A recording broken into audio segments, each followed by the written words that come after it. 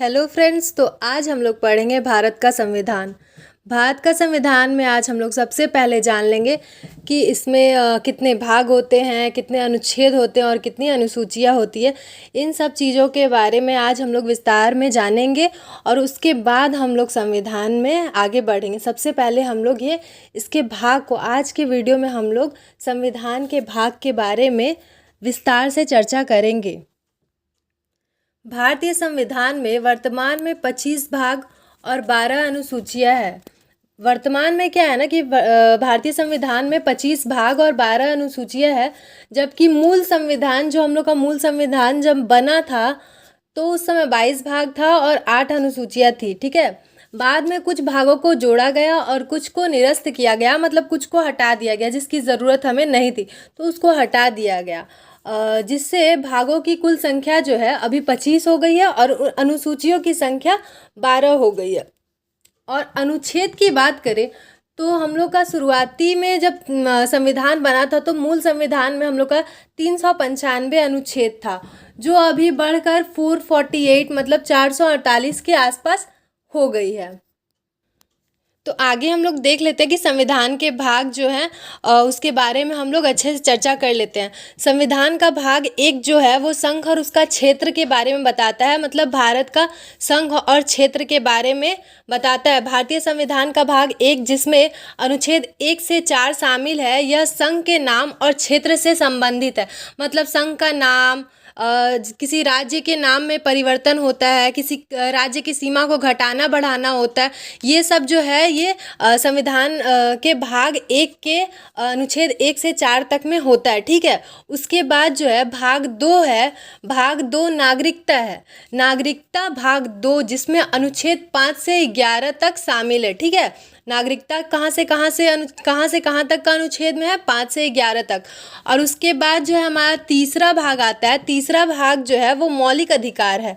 ये हमारे संविधान का सबसे महत्वपूर्ण अंग कहा जा सकता है, जो हम भारतीयों को ऐसे भी अगर आप किसी एग्ज़ाम की तैयारी नहीं कर रहे हैं तो भी हमें इसके बारे में अच्छे से जानकारी होनी चाहिए। हमें अपने अधिकारों के विषय में अच्छे से जानकारी होनी चाहिए ताकि हमारे अधिकारों का कोई हनन ना करे। ठीक है, तो भाग 3 क्या है, मौलिक अधिकार है। संविधान के सबसे महत्वपूर्ण खंडों में एक भाग 3 है, जिसमें अनुच्छेद 12 से 35 शामिल है। ठीक है, उसके बाद जो है हम लोग का भाग 4 आता है। भाग 4 जो है उसको बोलते हैं राज्य के नीति निर्देशक सिद्धांत, इसको DPSP बोलते हैं, directive principle of state policy. भाग 4 में अनुच्छेद 36 से 51 राज्य के नीति निर्देशक सिद्धांतों पर चर्चा करते हैं। इसके बाद जो है हम लोग का भाग 5 आता है। भाग 5 जो है संघ के विषय पर चर्चा करता है। संघ, भारतीय संविधान का भाग 5 अनुच्छेद 52 से 151 शामिल है। राष्ट्रपति, उपराष्ट्रपति, प्रधानमंत्री और मंत्रिपरिषद की कार्यकारी शक्तियों और कर्तव्यों से संबंधित है यह भाग 5। ठीक है, उसके बाद भाग 5 के बाद जो है हम लोग का भाग 6 आता है। भाग 6 में क्या है, राज्य है। भाग 6 जिसमें अनुच्छेद 152 से 237 शामिल है, इसके अंतर्गत राज्य सरकारों की शक्तियों और कार्यों का विवरण देता है। तो जो भाग 5 है और भाग 6 है ये इतना महत्वपूर्ण है ना कि इसमें देख लीजिए 52 से 151 और यहाँ 152 से 237, लगभग 200 आर्टिकल तो हम लोग का ये दो भाग से ही कंप्लीट हो जा रहा है। तो अगर मान लीजिए कोई भी विद्यार्थी, कोई भी जो है वो भाग 5 और भाग 6 को छोड़ देते हैं, मतलब उनका संविधान कितना भी वो पढ़ ले तो मतलब आधा ही रह जाएगा, क्योंकि 200 आर्टिकल तो यही है, यही 2 भाग से तो हम लोग का मेन आर्टिकल है, संघ और राज्य से, भाग 5 और भाग 6 से। ठीक है, तो उसके बाद हम लोग का जो है भाग 7 आता है। तो भाग 7 जो है उसको हम लोग को निरस्त कर दिया गया, संविधान से हटा दिया गया। उसके बाद भाग 8 आता है। भाग 8 में क्या है, केंद्र शासित प्रदेश।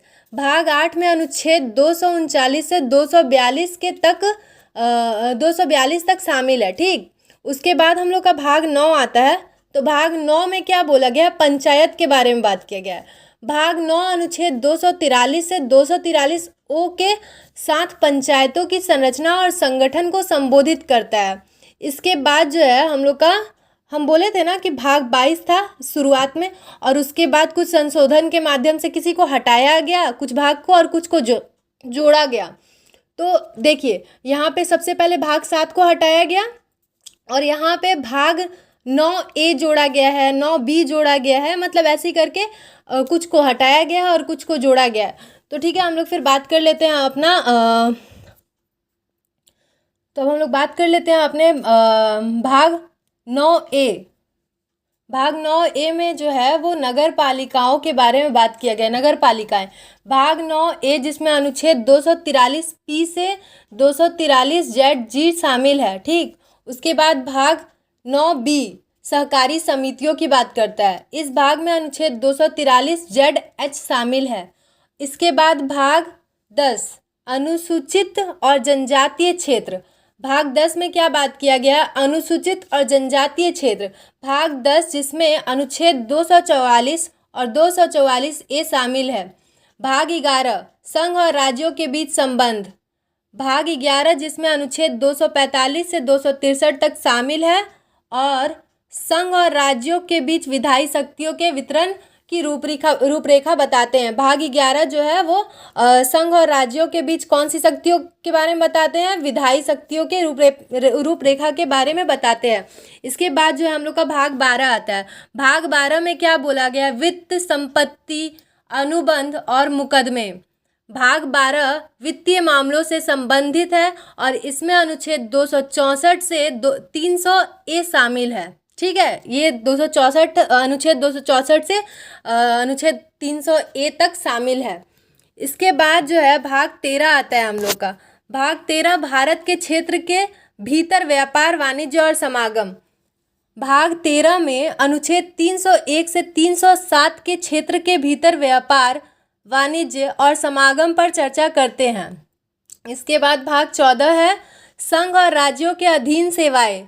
अनुच्छेद 308 से 323 सहित भाग 14 संघ और राज्यों के अधीन सेवाओं से संबंधित है।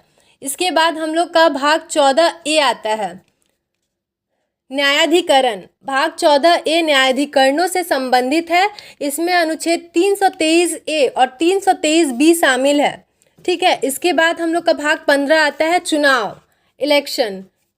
भाग 15 जिसमें अनुच्छेद 324 से 329 शामिल है। भाग 16 कुछ वर्गों से संबंधित विशेष प्रावधान, मतलब कुछ वर्गों को जो है उसमें विशेष प्रावधान दिया गया है, उसके बारे में यहाँ पे भाग 16 बात करता है। तो हम लोग देख लेते हैं भाग 16। भाग 16 में कुछ वर्गों से संबंधित विशेष प्रावधान के बारे में बताया गया है। भाग 16 में अनुच्छेद 330 से 342 शामिल है, जो विधानसभाओं में अनुसूचित जाति जनजाति के लिए अनुसूचित जाति और अनुसूचित जनजाति के लिए विशेष प्रावधान करता है, ठीक है। इसके बाद जो हम लोग का भाग 17 आता है, जो हम लोग को राजभाषा के बारे में बताता है। भाग 17 में भारत की आधिकारिक भाषाओं पर चर्चा की गई है, और इसमें अनुच्छेद 343 से अनुच्छेद 351 शामिल है। भाग 18 आपातकालीन प्रावधान। इस भाग में अनुच्छेद 352 से 360 तक शामिल है। भाग 19 विविध। भाग 19 में अनुच्छेद 361 से 367 तक है, जो विविध प्रावधान है। भाग 20 संविधान का संशोधन। भाग 20 संविधान में संशोधन की प्रक्रियाओं पर चर्चा करता है, और इसमें अनुच्छेद 368 से 378 तक शामिल है। इसके बाद जो है हम लोग का भाग 21 आता है, अस्थायी संक्रमणकालीन और विशेष प्रावधान। भाग 21 में अनुच्छेद 379 से 352 तक है, जो अस्थायी संक्रमणकालीन और विशेष प्रावधानों से संबंधित है। भाग 22 संक्षिप्त शीर्षक प्रारंभ, हिंदी में आधिकारिक पाठ और निरसन। अंतिम भाग 22 में अनुच्छेद 393 और 394 शामिल है, जो हिंदी में कुछ कानूनों का संक्षिप्त शीर्षक प्रारंभ, आधिकारिक पाठ और निरसन निर्दिष्ट करते हैं। तो ये जो है ये हम लोग का है भारत का संविधान का भाग। और इसके जस्ट अगले वीडियो में हम लोग पढ़ेंगे भारत की संविधान के जो है अनुसूचियाँ है, 12 अनुसूचियाँ, जो मूल संविधान में 8 थी वो अब 12 है, उसके बारे में हम लोग अच्छे से चर्चा करेंगे। तो ये है हम लोग का भारत का संविधान का भाग। ठीक है, धन्यवाद।